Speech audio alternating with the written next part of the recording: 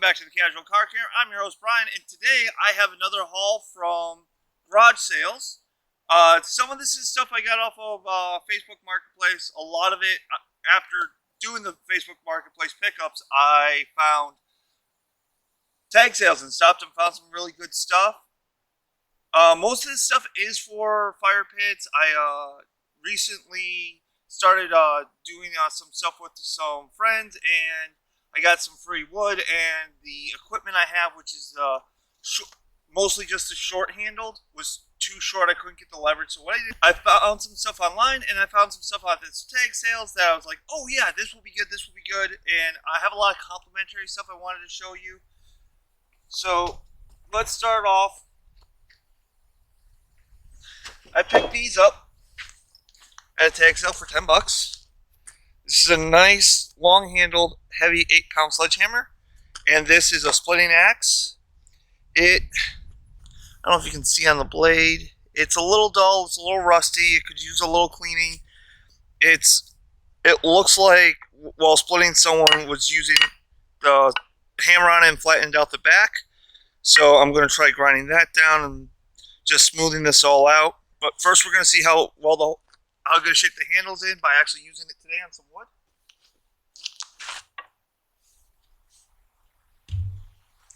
And then I picked up from two different Facebook posts, two different heads of maul. You can see this one's got a more blunt face. It will spread out the wood more. This also has been used. One of my friends who does landscaping professionally recommended, when I get a chance, to grind these down as well. Could use some grinding, a little evening it out, and maybe a paint to help it so it doesn't rust more. Same thing with this. This one, when I picked it up, I noticed the handle's a little loose. So I might have to replace the handle at some point in the near future, which is not overly big deal. You can get handles anywhere. I've shown you how to replace handles before. If I do anything different with this handle, I'll do it. And again, this needs a little touch up on the blade and probably a paint job. So that will probably be a future video. Another thing I picked this up for about 10 bucks. It's a splitting wedge. They usually go for about $10, $15 at stores. So it was like brand new, so I didn't worry about haggling on price.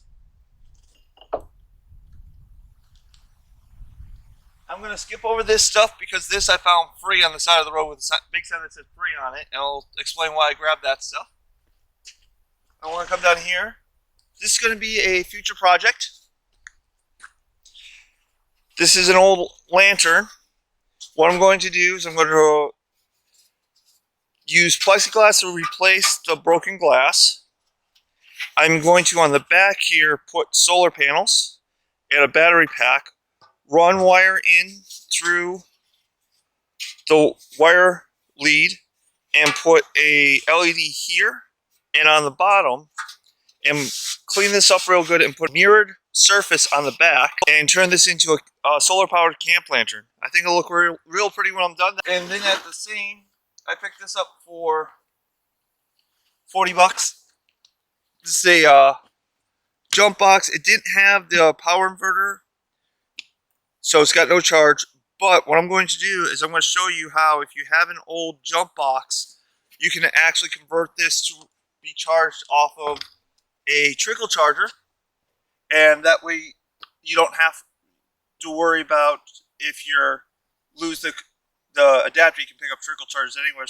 Also, trickle chargers use a same adapter as solar, so you can actually use this while camping and charge it with a solar cell. Alright, and now we're on to our freebies. So these were just 2 hatchets. Can never have enough extra hatchets. This one, they both look like they've been used and loved heavily, but the handles are on good. Just needs a little bit of a cleanup. These are good for, either splitting off limbs off a log, shaving off of bark, or creating small pieces on small logs. And then I got a fire bucket. Now this is mainly for ashes, so it's heat resistant, but you can get liners so that you can put water in them. And I like it because I can put a lid on. And it was free. But the reason I recommend some sort of bucket, this won't go in my camping gear. This is going to be for my home use, for my home fire pit. But it's always good to have something to put water in, so that if you have a fire, you can put it out fairly easily.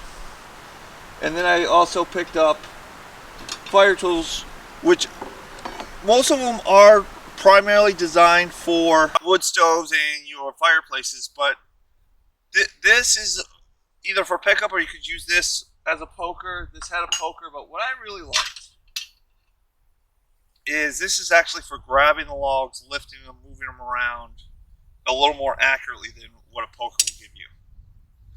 You still have to wear fire gloves when you're using this because it's all steel, but if you have a small fire pit behind your yard, this sort of stuff is good. I also do recommend a heavy pair of fire gloves or welding gloves so that you don't burn yourself. Well, that's this week's tag sale adventure results. I think I did pretty good. Stay on for a few more minutes. I'm actually going to do a demo of the new axes and mauls. All right, Camper-Lounge is a demonstration part of today's show. So first I'm just going to show you, this is a fairly large log. It is fairly green, recently cut down, but it's dried out. These were wet. I've been having a hard time cutting these, so I'm going to show you with the short handle why it's not great for this size. Okay, so 2 hits. My form was not good enough to really go through the wood, the size of the handle. I had 2 decent gouges. Got these 2 decent gouges, but it's gonna take all day because I just can't get enough body mechanics behind it to get a good chop. So what we're gonna do is we're gonna go through my new chopping devices, and I know this axe is not going to split this, but it's going to give me a starting point to hit for the mauls. That's why you keep a sledgehammer around. Just be very careful if you have to hit on the handle. Okay, so we're going to start with the broader head, narrower to get started, and then we're going to go with the deep head to finish.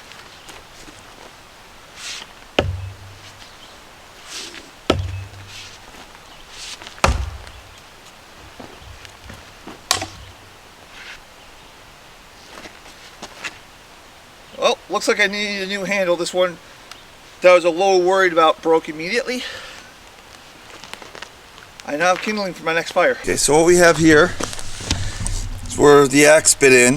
This is where this bit, as you can see, it hit hard enough to hit extra cracks. Hold on. Right here, this crack here is starting new. Unfortunately, when I tried to lever up, the handle was so rotted it just broke. So I'll have to get a new handle for that, which is not a big deal.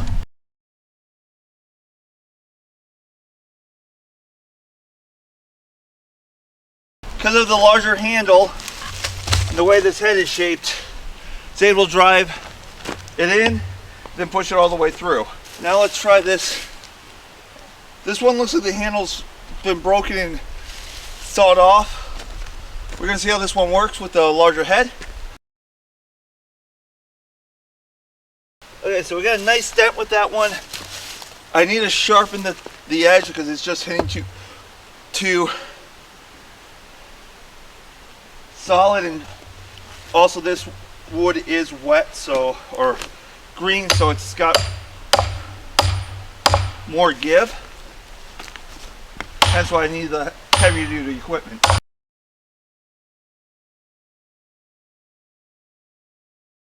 Okay, so the mistake here I made was I let it get sideways. I didn't go straight down, so what's happening is as I hit, it's pushing it back. and causing it to fall off the splitting log. I am getting some cracks.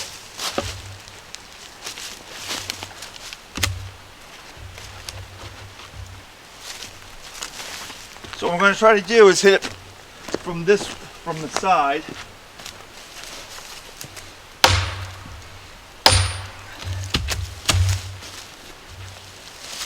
Now I'm going to have to do it on the ground.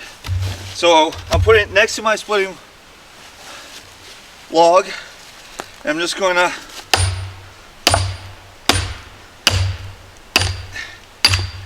hit it till it breaks apart.